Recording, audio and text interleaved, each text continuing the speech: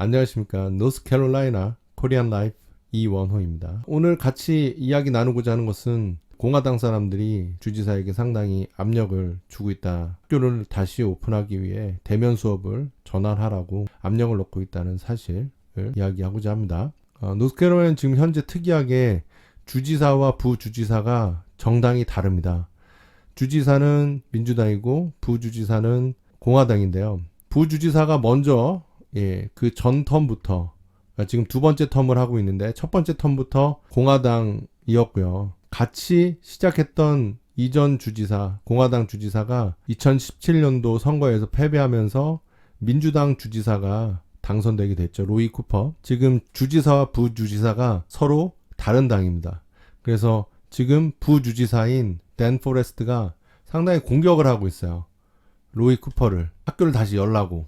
그래서 그런 내용이 지금 같이 이야기하고자 하는 내용인데요. 지금 아시다시피 노스캐롤라이나 전체로 학교를 거의 온라인 수업으로만 하고 있고요. 대면 수업을 하는 학교들은 일부의 학교들, 사립학교들, 대면 수업을 해야 수입이 들어오기 때문에 대면 수업으로 시작을 했겠죠. 미국 전체적으로 지금 공화당이 이제 학교를 다시 빨리 열어야 된다라고 압박을 하는 건데, 스캐롤라이나도 마찬가지로 그러한 맥락 안에서 이제 공화당 사람들이 계속 운동을 하고 있어요. 수요일 날, 오늘이죠, 오늘 공청회를 했는데 공화당 사람들이 부모들과 함께 모여서 풀타임으로 학교를 다시 할 수 있게 해달라. 가상 수업으로 해서 수업 능률이 너무 떨어지고 특수 교육이 필요한 사람들이 손해를 보고 있다. 어떤 특정 시기에 어떤 특정 교육을 받아서 성과가 나와야 되는데 학교에서 하지 못하고 가정에서 하다 보니까 그 성과를 내지 못한 그 시기의 손해는 나중에 회복할 수 없을 정도가 될 수 있다. 또 학생들이 학교에 가지 못하니까 불안해하고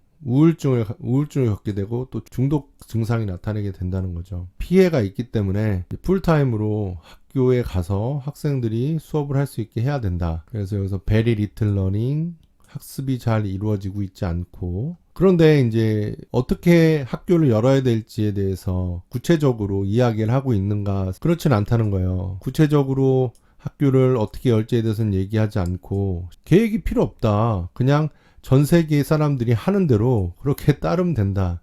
이렇게 이제 부주지사인 댄 포레스트가 이렇게 얘기하는 거죠. 거기에 이제 반해서 지금 민주당 사람들은 학교 학생들도 안전해야 되고 방호복 같은 거 학교에서 돈이 필요하잖아요. 그런 자금을 마련할 계획부터 세워야 된다. 공화당 사람들은 재선만 생각하고 지금 선거운동만 하고 있지 구체적으로 하나도 계획을 세우고 있지 못하다. 이런 얘기예요. 민주당 상원의원은 아이들도 중요하지만 또한 선생님들이 가상 수업도 엄청나게 준비하기 힘들잖아요. 그리고 실제 수업도 준비를 해야 되는데 이거를 다 동시에 준비해야 되는 워크로드에 대해서는 어떻게 할 건지에 대해서 계획이 또 있어야 된다. 사립학교들은 대면 수업을 시작했어요. 선택할 수 있게 하고 시작을 했는데 오픈할 때는 좋았어요. 아이들도 되게 좋게 수업에 참여하고 그랬는데 감염자, 즉 확진자가 등장하기 시작하는 거죠. 수업 시간에 같이 수업했던 학생이 한 명이 확진이 되면 그 반 전체가 이제 쿼런틴에 들어가는 거예요.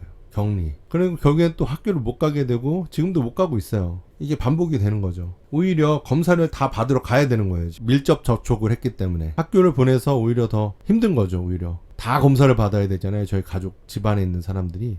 근데 학교를 안 갔으면 그런 일이 없는 거죠. 그리고 또 지금 공화당 포레스트가 또 얘기하기를 마스크 써서 뭐 특별하게 과학적인 근거가 있는 거라고 생각하지 않는다는 거예요. 학생들이나 선생님들이 결정하게 해야 된다는 거예요. 페이스 마스크도. 여기에 대해서 이제 주지사 측은 안전에 대한 대책을 세워야 한다라는 게 주지사 측 주장이고요. 타라라는 사람은 좀 특수한 도움을 필요한 아이들을 중국에서 둘이나 입양을 했어요. 코비드가 내 아이들을 지금 즉시 죽이진 않고 있다. 학교에서 정해진 스케줄이 없고 그리고 친구들이랑 같이 놀지 못하고 특별한 교육을 받지 못하고 그래서 아이들이 더 죽고 있다. 코비드로 인해서 죽는 것보다 아이들이 더 죽고 있다고 학부모가 얘기를 하는 거예요. 그런 아이들을 먼저 생각해 줬으면 좋겠다. 아이들 입장에서 봤을 때는 학교를 열어야 한다는 거예요.